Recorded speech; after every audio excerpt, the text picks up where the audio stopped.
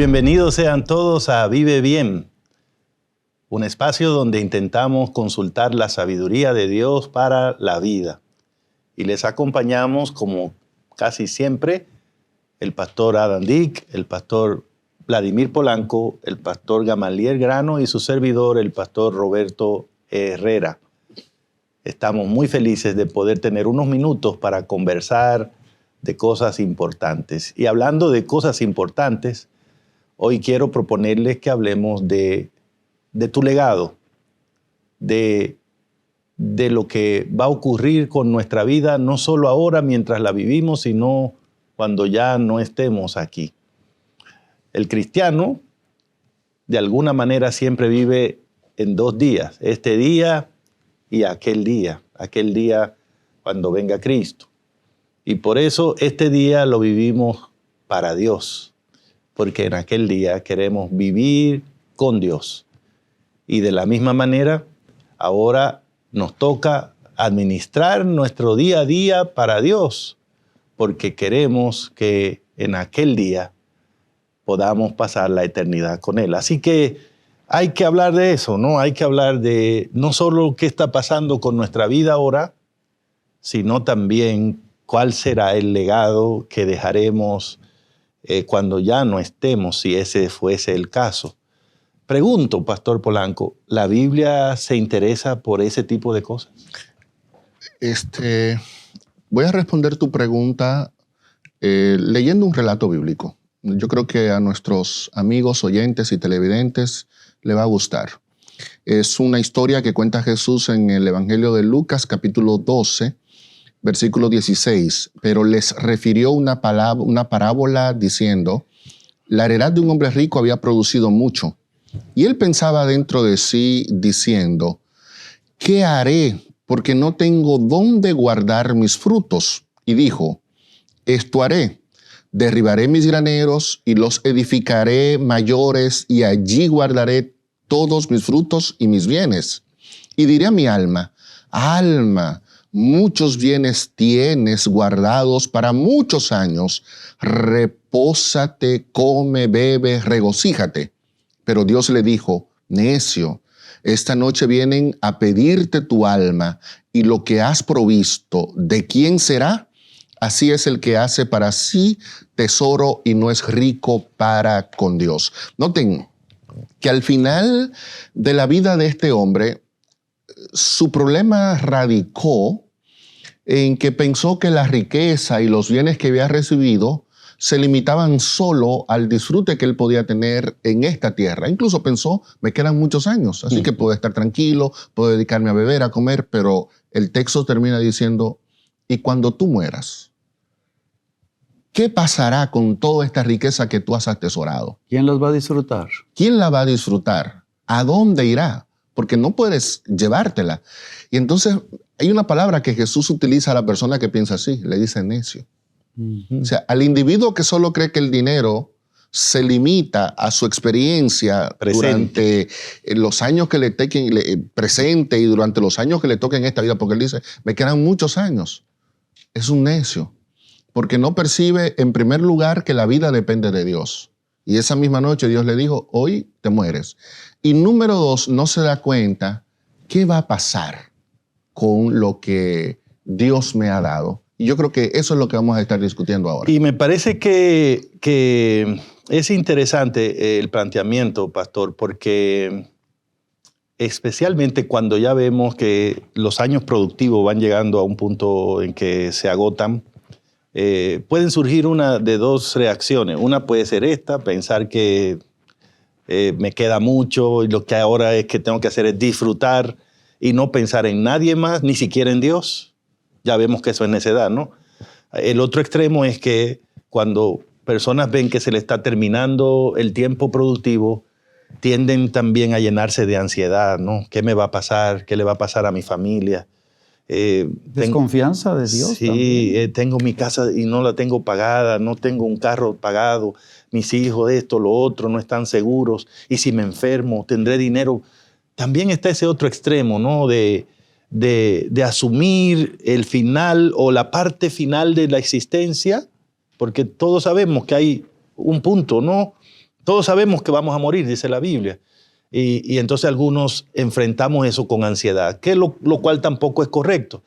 Entonces, por eso este tema es importante, porque la Biblia plantea que incluso podemos mirar esa parte de nuestra vida con orden y podemos tomar decisiones que nos ayuden a vivir esos años de una manera digna e incluso a dejar un legado bueno para nuestra familia y para los que nos conocen. La realidad es que no nos llevamos nada, ¿no? Es cierto. Miren, quiero mencionar esto. Estamos hablando de un hombre exitoso, ¿sí? Pero en su fórmula de éxito, su definición de éxito, no existían ni los demás. El joven de este hombre no existían ni los demás ni Dios, ¿verdad? Es cierto. Y lo interesante de esta historia, ¿verdad? Es que cuando vivimos para sí mismos, no existe nadie ni nada, ¿verdad? Tengamos mucho cuidado en nuestra proyección a futuro, ¿no? No nos vamos a llevar nada, esa es la realidad. Bueno. Cuando vemos ahí el cajón o la persona que falta, pues aquí la cuestión está que necesitamos empezar a pensar, ¿no? Viene a mi mente Proverbios, Proverbios capítulo 27, donde dice, el verso 23, sé diligente en conocer el estado de tus ovejas. Está poniendo un parámetro de una persona exitosa que ha logrado acumular y que en su momento tiene que confrontar, ok, yo tengo que prepararme porque en su momento pues la vida no es eterna en este mundo, así que ¿cómo van a quedar mis ovejas?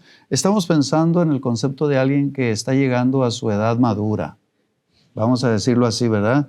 Ahora le llaman segunda, tercera, pero cualquiera de la que nos consideremos, ¿verdad? Pero ya cuando crucemos cierto momento que empieza a escasear el pelo y ponerse un poco blanco, ¿cómo están tus ovejas? Tu familia, miren aquí, mira y cuida por tus rebaños.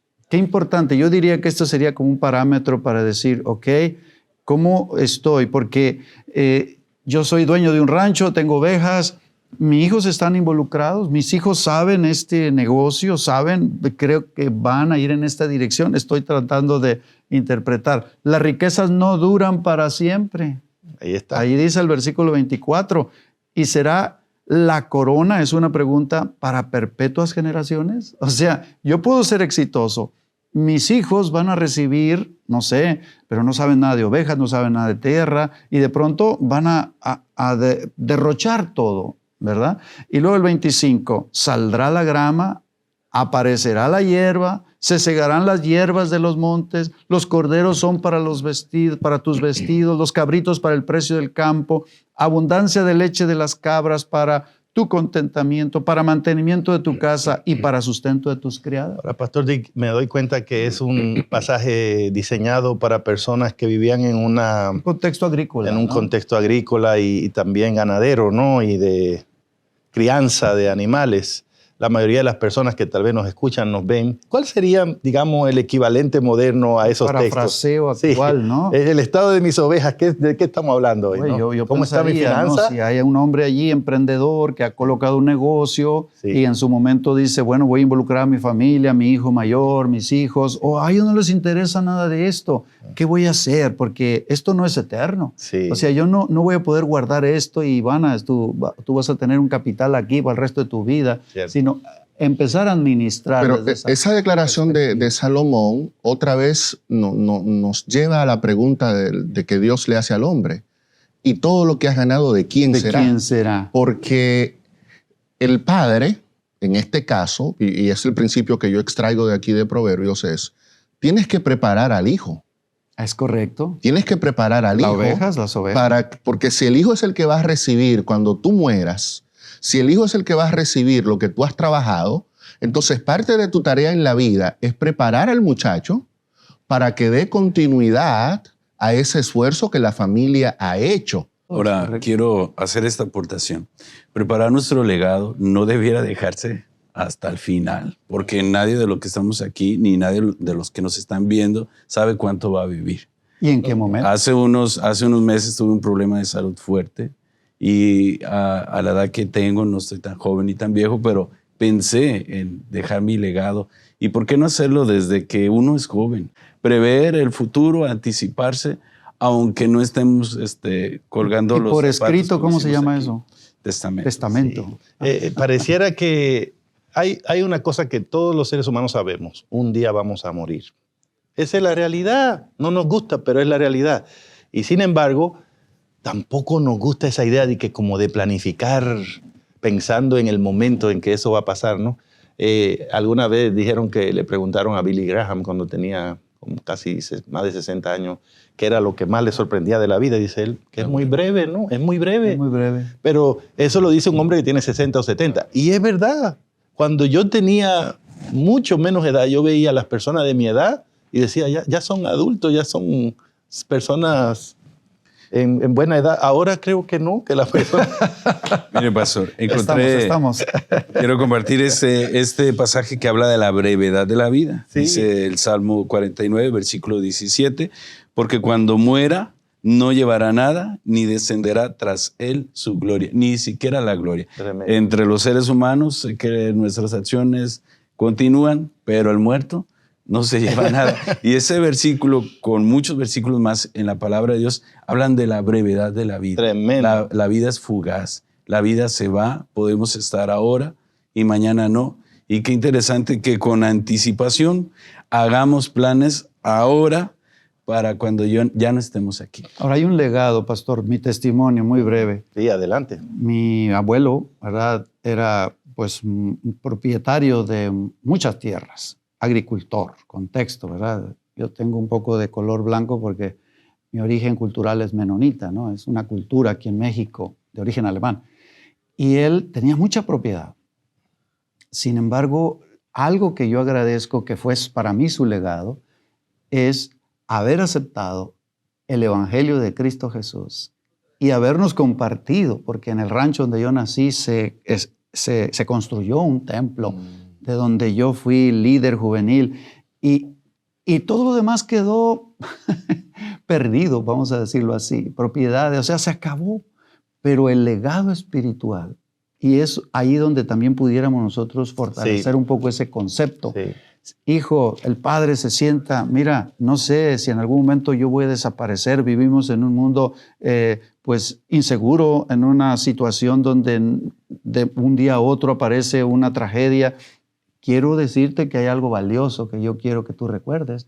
Y es ahí donde nosotros necesitamos trabajar, ¿no? No solamente en ver, a ver quién se va a quedar con el carro, la casa y las deudas, porque es algo seguro también, sino qué vamos a dejar en el corazón de esos hijos. Yo creo que Pablo toca algo de eso cuando dice en 1 de Timoteo 5:19 que una de las cosas que nosotros tenemos que hacer es atesorar un buen fundamento para lo porvenir, que eche en mano de la vida eterna. Y yo creo que ese fundamento en una familia tiene que ver mucho con ese legado espiritual que dejamos a esa nueva generación que, al igual que nosotros, encuentra su esperanza en la vida eterna. Pablo ayudó mucho a la iglesia y a nosotros todos a entender la vida como un continuo, ¿no? Que la vivimos ahora, pero que tiene implicaciones más allá de la existencia en este mundo. Ese texto que tú acabas de leer, pastor, es muy diciente de eso. Primera de Timoteo, capítulo 6 también, en el verso 7, él dijo algo que a mí siempre me ha impactado, ¿no? Porque nada hemos traído a este mundo. Y sin duda, dice él, sin duda, nada podremos sacar. Si alguien entendió, esa no era una enseñanza original de Pablo. Él la aprendió en la Biblia. Job fue un hombre que vivió muchos siglos antes de Pablo y Job tenía claro eso. En el capítulo 1, el versículo 21 del libro de Job, la palabra de Dios dice, desnudo salí del vientre. Sí. O sea, Job reflexiona y dice, ¿cómo yo llegué a este mundo? Ni ropa traje. Desnudo vine, aquí yo no traje nada. Y cuando se miró dijo, y al ritmo que voy, así mismo voy a llegar al sepulcro. O sea, ni traje nada, ni me voy a llevar nada. Entonces Job reflexiona y dice, ¿de qué se trata la vida entonces? Porque ni traje ni me llevo.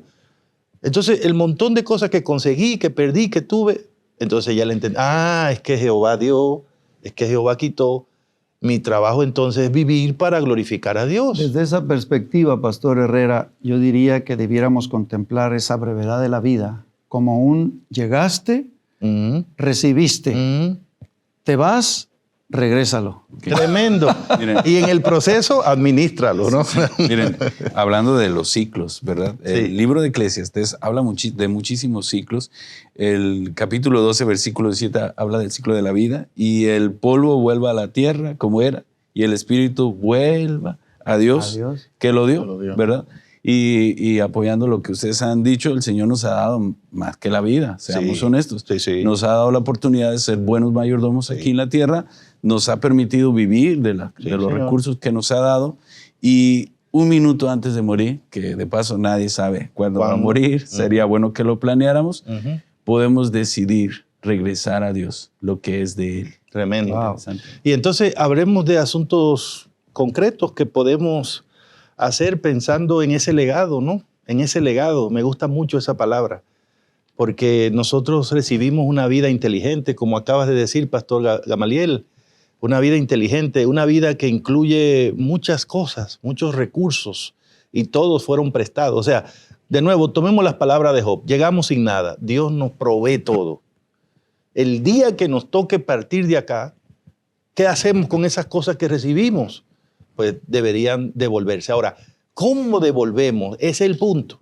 Bueno, hay cosas prácticas que se pueden hacer.